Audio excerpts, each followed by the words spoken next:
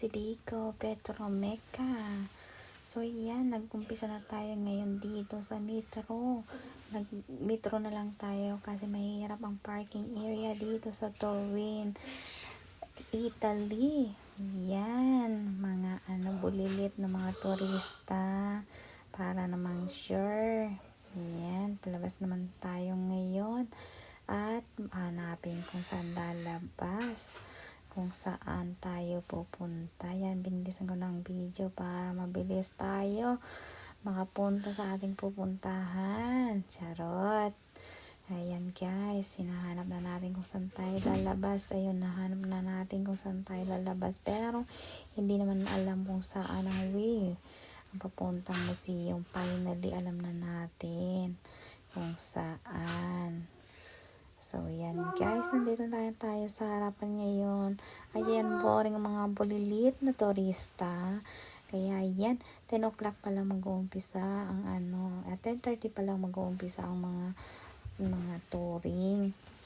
Ayan guys, maraming mga turista dito, kaya binigyan na lang kami ng audio para sa ganon German ang ating maririnig o explanation sa audio.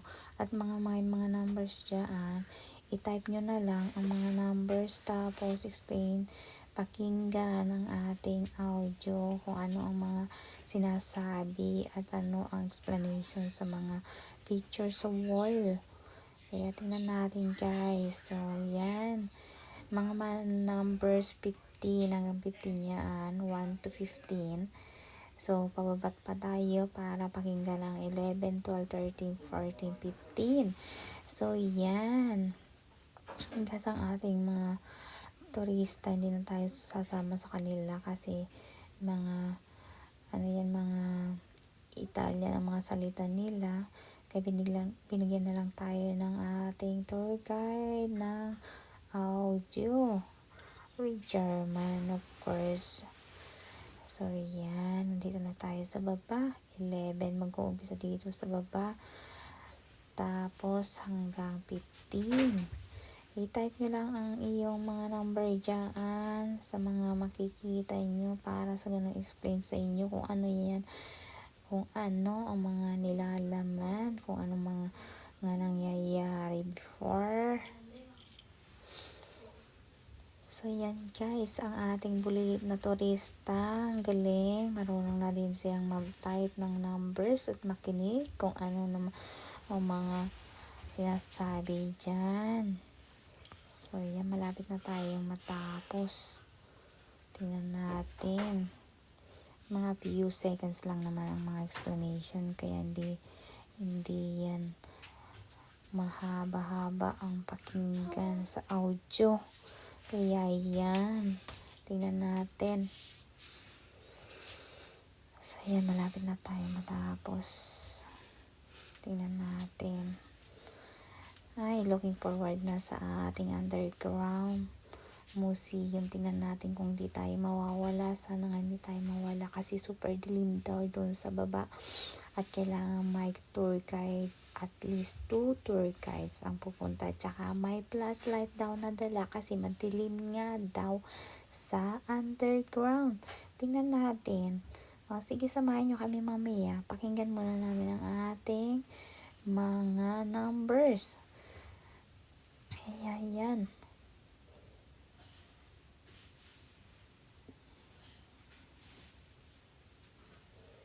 And busy pa, pinapakinggan ng mga explanation ng numbers. Charot. Ayan ang ating mga okay.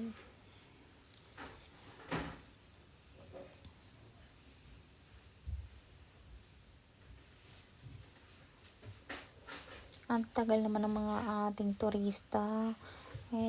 Sorry po kasi nga hindi naman natin ma-forward ang ating audio. Pwede naman pero hindi mo mapapakinggan lahat ng explanation kung anong nangyari sa mga before. Ayan guys, malapit na matapos ang ating mga turista. Malapit na tayo papuntang underground. Naghihintay ng ating mga tour guide sa atin na may hawak-hawak na flashlight. Yan. Nasa 14 na. Malapit na tayong matapos. Pinapakinggan.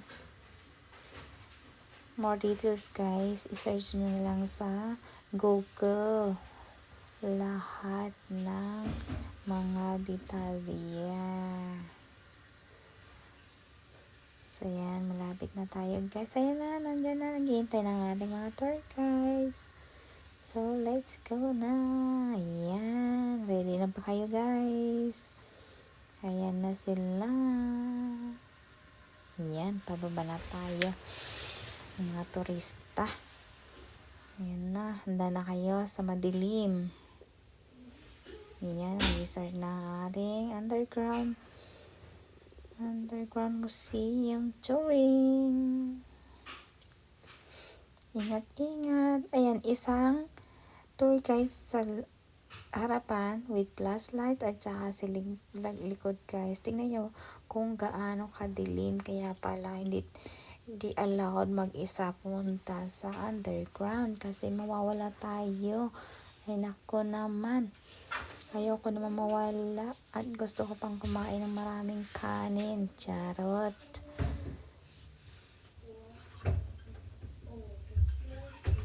May mga stairs na sira na, hindi kaya hindi ginagamit. Ayan, maraming mga yan, mga holes na tawag dito, mga butas na lulusutan.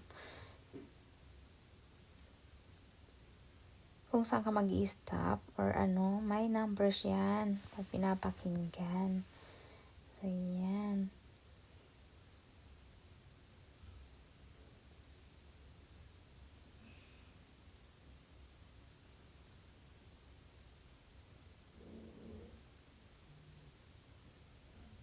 Ang haba-haba ng lalakarin sa baba. Paano kung wala kayong tour guide? Walang ilaw. Ano gagawin nyo? Di ba kayo natatakot? Ako natatakot ako kasi maraming mga lulusutan. Baka hindi na ako makalabas niyan. Ayan. Diba? Ang haba pala ng lalakarin. Hindi ko nakinat yan kasi para makita ang mga tao kung gaano kahabang lalakarin yan sa baba. Hindi na nga pinalusot-lusot na.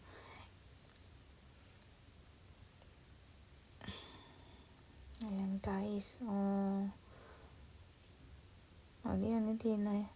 Hindi na inopen ang mga ibang butas. Ayan, babalik tayo dyan mamaya guys. Ayan, numbers.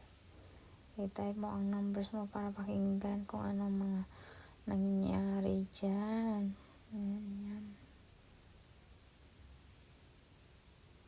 Andito tayo, bumalik tayo dito guys. Ayan, stairs na yan, dipik yan. Hindi ka pwedeng bumaba dyan kasi sira na. May namatay na sergeant dyan last time, ng mga war time. So yan, tapos na tayo dyan. Pababa na naman ulit. Ayan. Diba? Mawawala tayo talaga kung wala tayong tour guide at walang ilaw dyan. Kaya pala sabi namin na bakit not allowed na mag-isa ka punta dyan. Kasi madilim nga. Ayan. Sobrang dilim. Pero malapit na tayo matapos. Ayan, ilaw-ilaw sa puwet. Para ayan, charot. Ayan guys, hindi na ginagamit yung stairs kasi defect siya, sira siya. Ayan. Tapos na naman tayo guys. Punta tayo ulit sa sa kabila. Malapit na tayo. Huwag kayong matakot. Ayan, madilim. Ayan. Pataas ulit tayo. Ayan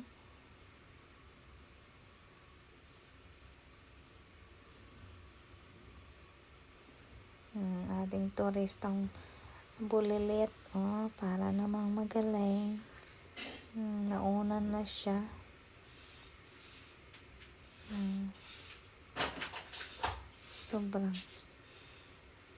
Sobrang dilim. My God. Tis-tis na lang. Malapit na tayo. Ang ating tour guide, as in, ang bait-bait nila. Mga trabahador dyan. Nothing to worry about kasi friendly sila. Just lang, sabihin nyo kung hindi kayo marunong Italian, bibigyan kayo ng audio tour guide para mapakinggan lahat kung ano mga sinasabi, kung anong nangyari last time.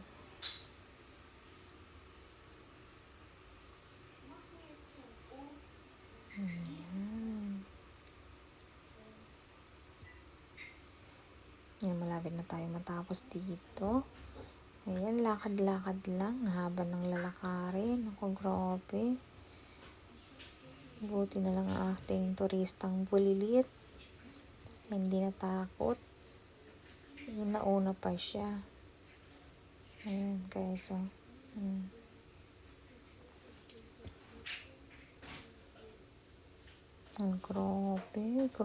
Grabe. Ayan, di na papasok dyan. Oh, malapit na tayo. Ayan ang 20.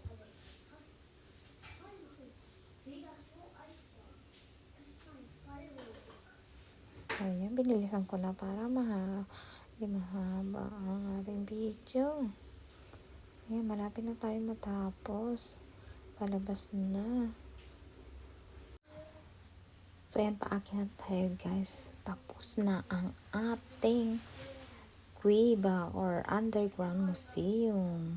Ayan. Wow! Finally! Tapos na tayo sa ating Underground Museum. Ayan, sa ating mga tour guides. Thank you so much. So, hanggang dito na lang nagwawakas ang ating video, guys. Thank you sa pagsama sa amin sa ating madilim na Cueva or Underground Museum. Ayan, si Batang Bulilit.